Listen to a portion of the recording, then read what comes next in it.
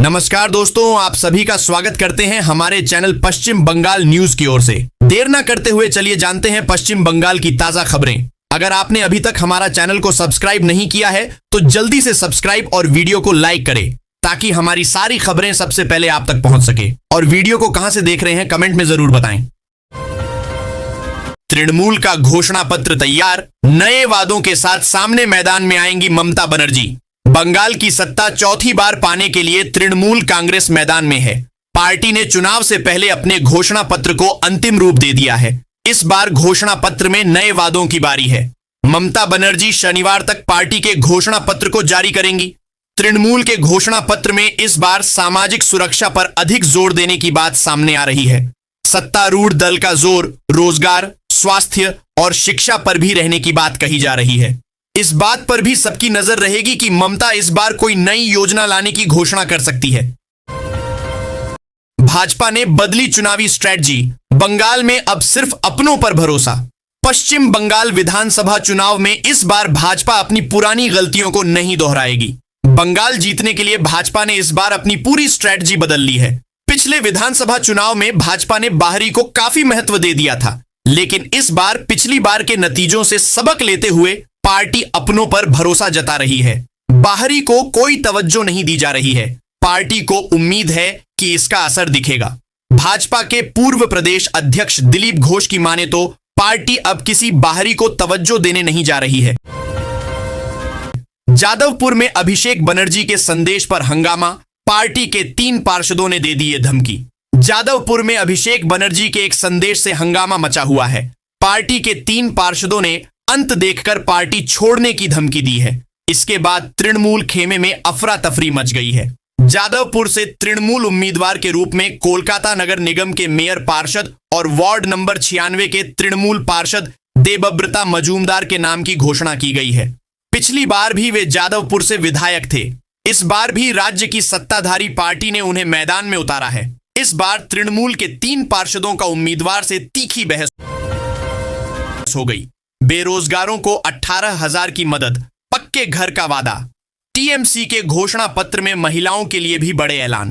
बंगाल की मुख्यमंत्री व तृणमूल कांग्रेस सुप्रीमो ममता बनर्जी ने विधानसभा चुनाव के लिए शुक्रवार को पार्टी का चुनावी घोषणा पत्र जारी कर दिया। अपने कालीघाट स्थित आवास से घोषणा पत्र जारी करते हुए ममता ने इस बार 10 प्रतिज्ञा का वादा किया है।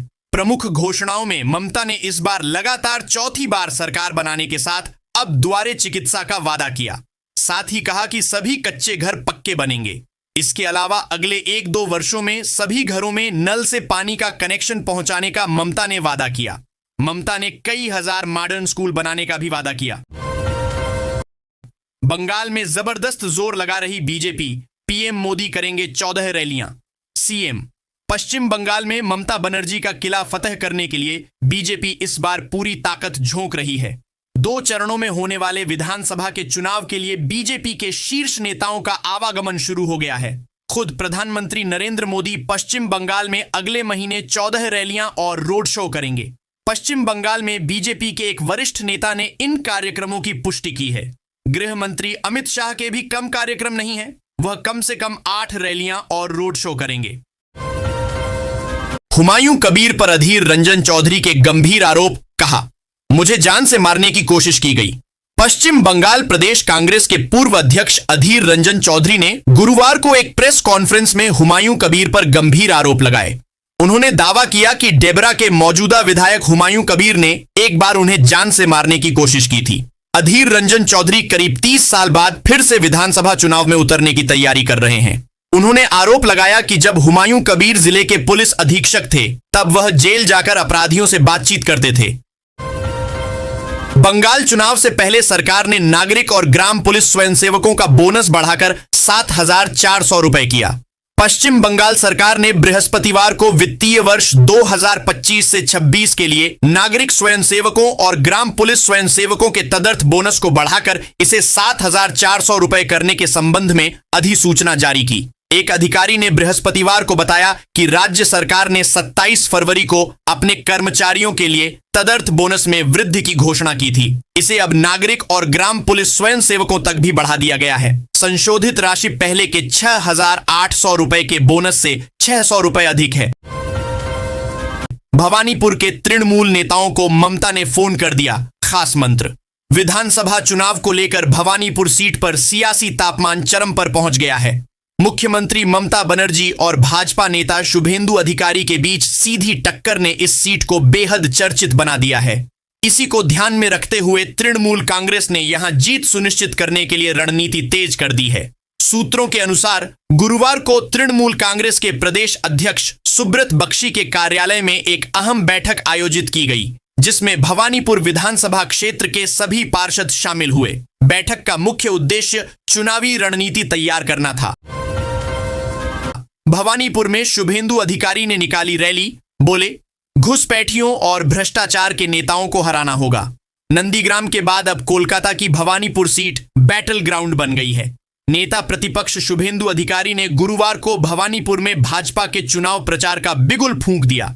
चकबेरिया रोड पर चुनावी कार्यालय के उद्घाटन और बड़ी रैली करके शुभेंदु अधिकारी ने सीधे मुख्यमंत्री ममता बनर्जी को चुनौती दी। इस दौरान इलाके में टीएमसी और भाजपा समर्थकों के आमने सामने आने से तनाव भी देखा गया। प्रचार के पहले दिन पत्रकारों से बात करते हुए शुभेंदु अधिकारी काफी उत्साहित दिखे।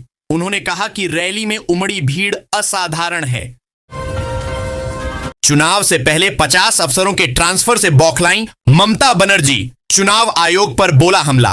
पश्चिम बंगाल की मुख्यमंत्री और तृणमूल कांग्रेस सुप्रीमो ममता बनर्जी ने राज्य में बड़े पैमाने पर हुए प्रशासनिक फेरबदल के बाद निर्वाचन आयोग के खिलाफ मोर्चा खोल दिया है। उन्होंने इलेक्शन कमीशन ऑफ इंडिया को चिट्ठी लिखकर भी अपनी नाराजगी का इजहार किया है। इससे पहले गुरुवार को सोशल मीडिया प्लेटफॉर्म फेसबुक पर ममता बनर्जी ने दावा किया कि चुनाव की औपचारिक अधिसूचना से पहले ही 50 से अधिक वरिष्ठ अधिकारियों को मनमाने ढंग से हटाना प्रशासनिक फेरबदल नहीं, संस्थानों का व्यवस्थित राजनीतिकरण है। IAS IPS के तबादलों के खिलाफ अदालत पहुंची तृणमूल, कलकत्ता हाईकोर्ट में PIL दायर। कोलकाता, बंगाल विधानसभा चुनाव से पहले चुनाव आयोग ने बंगाल में बड़े पैमाने पर प्रशासनिक अधिकारियों का तबादला किया है। इसको लेकर तृणमूल कांग्रेस और चुनाव आयोग के बीच टकराव चल रहा है। ममता बनर्जी ने इस मामले में चुनाव आयोग को पत्र लिखकर कड़ी आपत्ति दर्ज कराया है। अब तृणमूल सांसद कल्याण बनर्जी के सहयोगी अर्क कुमार नाग ने कलकत्ता हाईकोर्ट में एक जनहित याचिका दायर की है। याचिका में इस कार्रवाई को गैर कानूनी बताया गया है। सामने आए कांग्रेस नेता अधीर रंजन, बोले बहरमपुर से लड़ना चाहता हूं बंगाल विधानसभा चुनाव। कांग्रेस के वरिष्ठ नेता अधीर रंजन चौधरी ने कहा है कि वह 3 दशकों के अंतराल के बाद पश्चिम बंगाल विधानसभा चुनाव लड़ना चाहते हैं।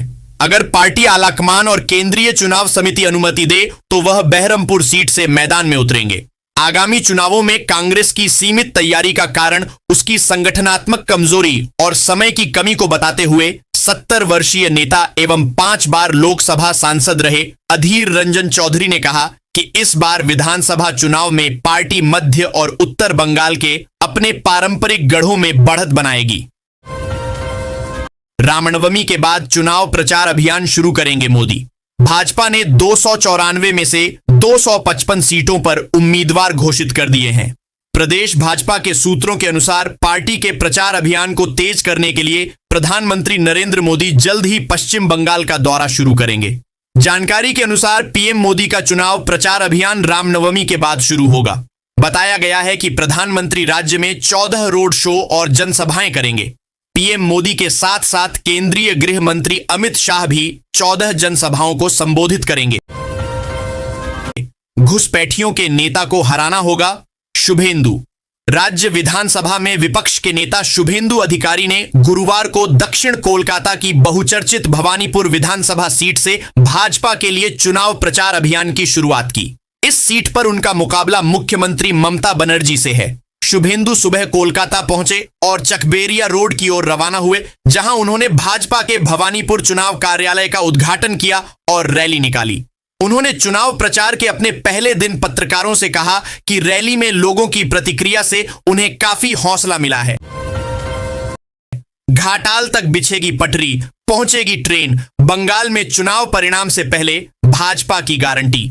भाजपा ने घाटाल के लोगों से वादा किया है कि अगर बंगाल में उनकी सरकार बनती है तो घाटाल में रेल लाइन बिछाई जाएगी।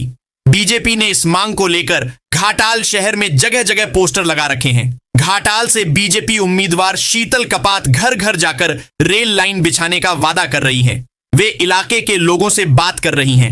हालांकि तृणमूल ने तंज कसने में कोई कसर नहीं छोड़ी है।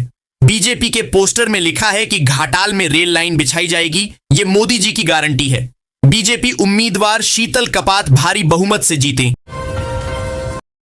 सीएम की कुर्सी संभाल चुके दिग्गज भी हार चुके हैं चुनाव। 5 दशक तक बंगाल की राजनीति में नक्षत्र की भांति चमकने वाले दिवंगत नेता ज्योति बसु की लोग आज भी मिसाल देते हैं। एक बार वह प्रधानमंत्री बनने से भी चूक गए। श्री बसु 1977 से 2000 तक लगातार 23 साल तक बंगाल के मुख्यमंत्री की कुर्सी संभालते रहे। यह भारतीय राजनीतिक इतिहास में एक लंबे समय तक चलने वाले कार्यकालों में से एक था। हालांकि 1972 के राज्य विधानसभा चुनावों में वह बरानगर निर्वाचन क्षेत्र से भाकपा उम्मीदवार से हार गए। इससे पहले उन्होंने 1946 से 1971 तक हर विधानसभा चुनाव जीता था। बंगाल में आई ASIPS अधिकारियों के तबादले पर घमासान, EC के खिलाफ हाई कोर्ट पहुंची TMC। तृणमूल कांग्रेस ने बंगाल में विधानसभा चुनावों की घोषणा के तुरंत बाद कई IAS और IPS अधिकारियों के तबादले के निर्वाचन आयोग के आदेश को चुनौती देते हुए शुक्रवार को कोलकाता हाई कोर्ट का रुख किया। तृणमूल कांग्रेस के नेता एवं वरिष्ठ वकील कल्याण बनर्जी ने इस मामले में मुख्य निर्वाचन आयुक्त ज्ञानेश कुमार को पक्षकार प्रतिवादी बनाया है। वकील ने मुख्य न्यायाधीश सुजय पाल की अध्यक्षता वाली खंडपीठ के समक्ष मामले का उल्लेख करते हुए याचिका पर शीघ्र सुनवाई किए जाने का अनुरोध किया।